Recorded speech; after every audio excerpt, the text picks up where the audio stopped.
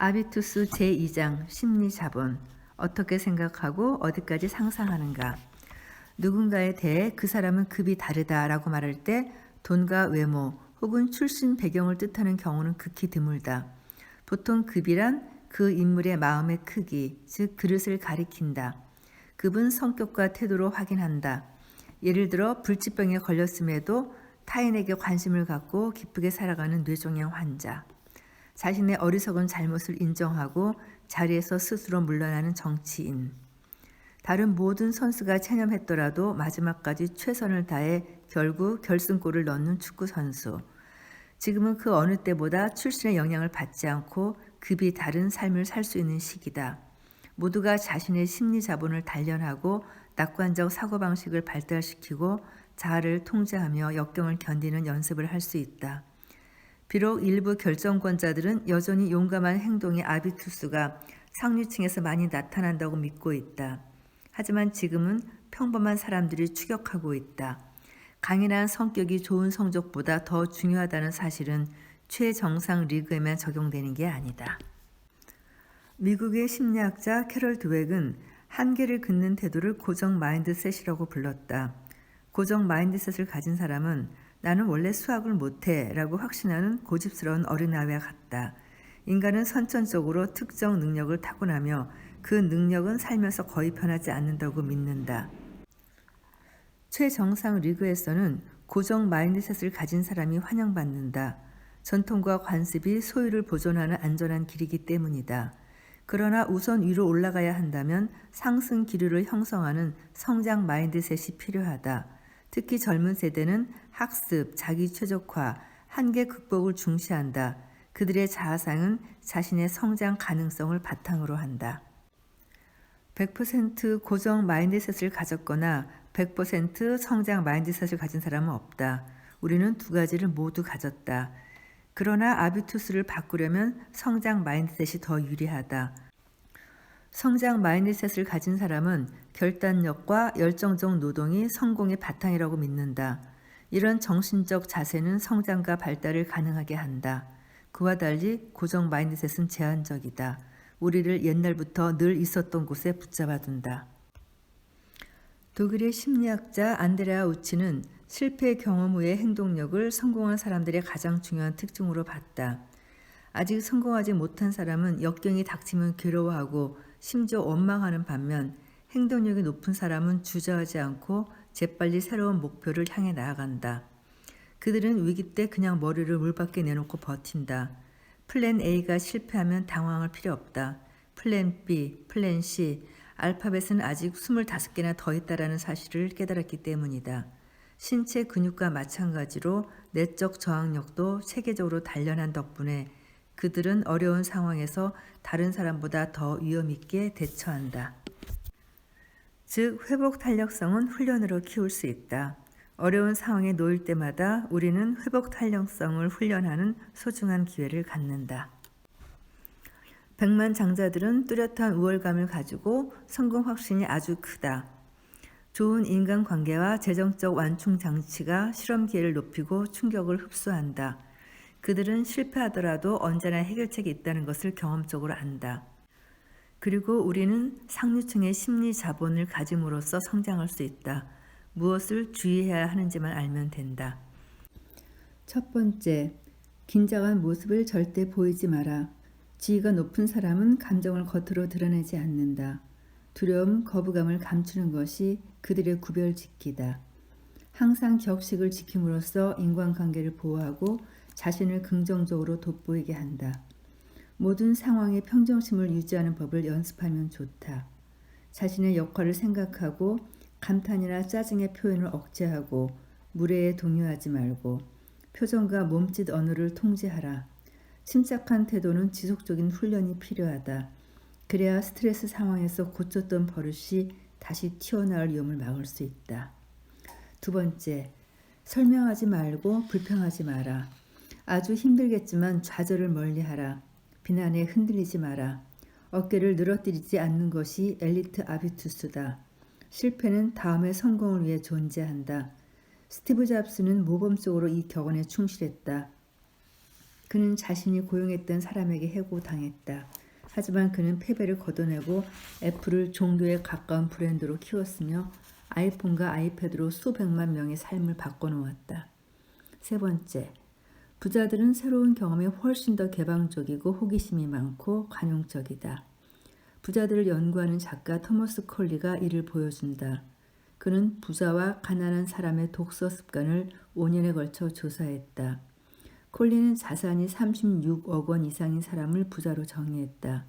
그들 중에서 88%가 하루 30분 이상 독서를 하며 주로 전문서와 비소설, 위대한 인물의 전기를 읽는다.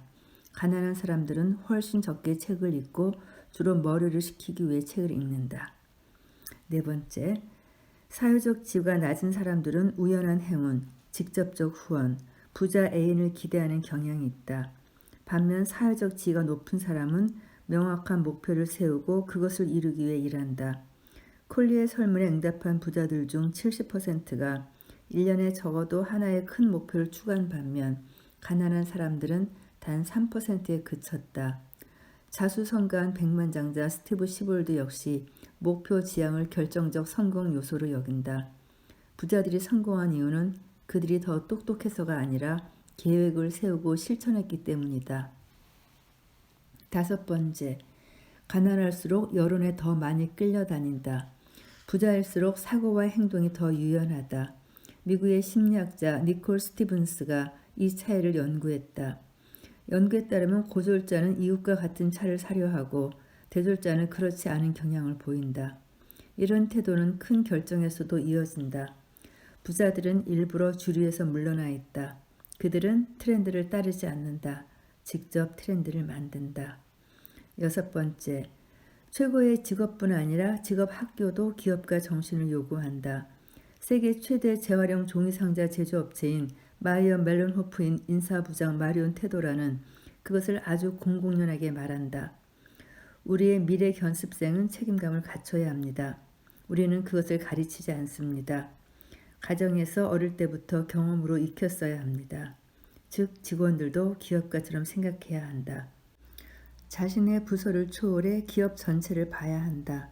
비록 자신의 업무가 아니더라도 생산 비용을 염두에 두고 시장과 트렌드 그리고 경쟁사를 조사하고 고객의 요구를 확인해야 한다. 일곱 번째, 계속 자신을 개발하라.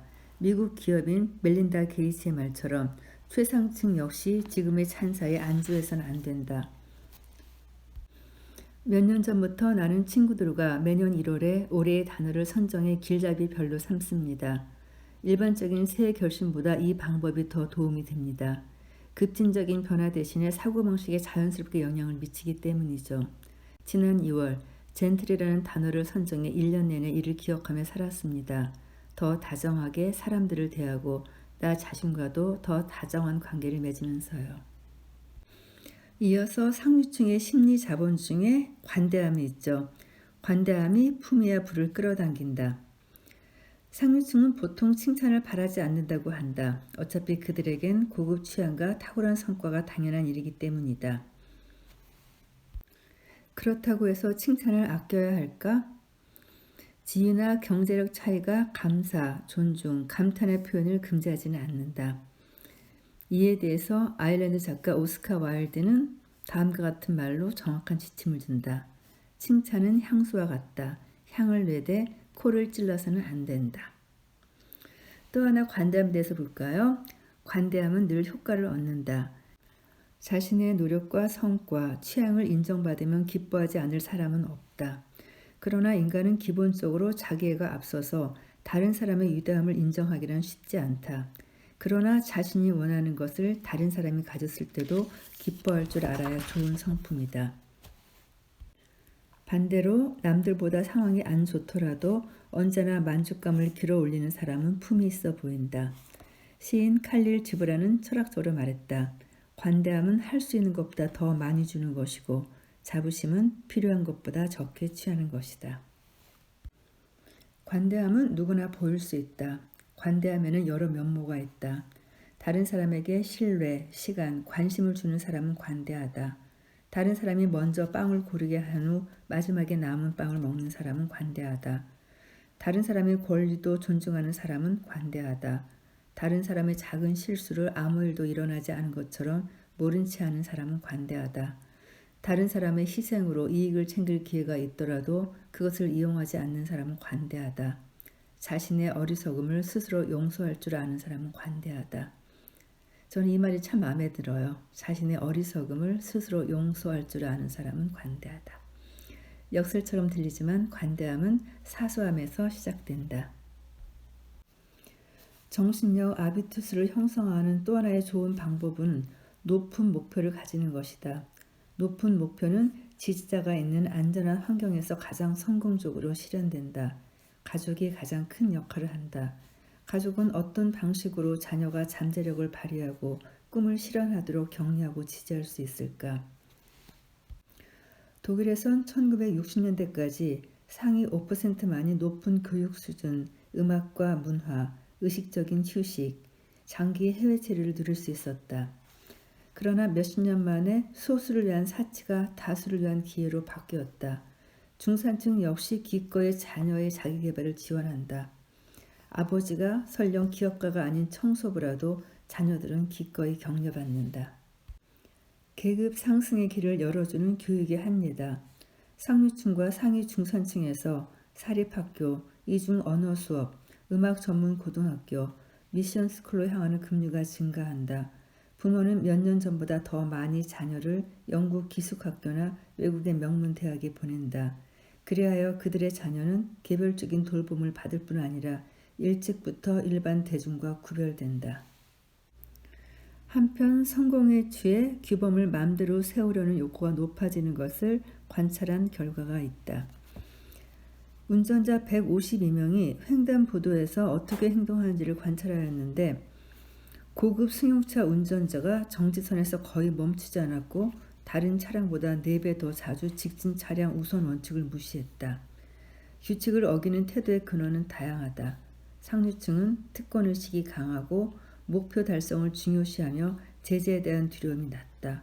돈과 좋은 변호사가 많은 것을 말끔히 해결해준다.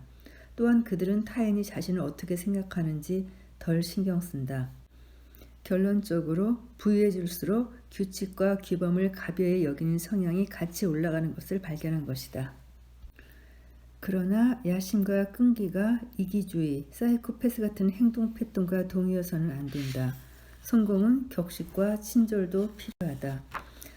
스페인의 자라 브랜드 인디텍스의 최고 경영자 이슬라는 이 한마디로 이것에 대한 정의를 내린 것 같다.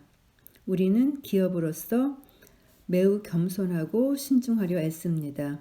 당연히 매우 야심차지만 겸손을 잃지 않는 방식으로. 상류층의 아비투스에는 강한 계급의식이 각인되어 있고 상류층은 자신들을 여러 세대에 걸쳐 지속하는 역사의 일부라고 느낀다. 내가 떠나면 무엇이 남을까? 나는 어떻게 기억될까? 나는 무엇을 남기고자 하는가? 그들은 태어나면서부터 늘 사회적이고 세대 포괄적인 활동을 경험한다. 그리고 부자들은 자신이 평균 이상으로 책임감이 높고 적극적으로 사회에 기여한다고 생각한다. 또한 생산성은 삶의 행복에도 영향을 미치는데 현대 심리학은 자신의 존재를 넘어서는 모든 행동 방식을 생산성으로 표현한다. 그러므로 새 생명을 탄생시키는 것만이 생산성이 아니다. 자신의 경험과 인맥을 다른 사람을 위해 쓰고 지식을 전달하고 가치를 보여주고 책임을 지고 환경과 자원을 다음 세대를 위해 보존하고 기업, 재단, 영화, 알고리즘 개발, 예술품 수집, 발명 등 세계를 풍요롭게 하는 어떤 것을 창조하는 사람에게도 생산성이 있는 것이다. 자신의 유연성을 알고 더 의미 있는 삶을 사는 것, 그것이 바로 필생의 사업이다. 만약 당신이 빌 게이츠라면 당연히 이 사업의 규모가 남다르다. 그러나 생산성은 소규모로도 진행된다. 누구든지 더 나은 세계를 만드는 데 공헌함으로써 자신을 돋보이게 하고 자신의 흔적을 남기는 뿌듯함을 보상으로 받을 수 있다. 이상 이번 장에서는 성공한 부자들을 뛰어넘는 상류층의 심리 자본에 대해서 살펴보았고요. 이어지는 다음 장에서는 문화 자본에 대한 설명을 이어가겠습니다. 감사합니다.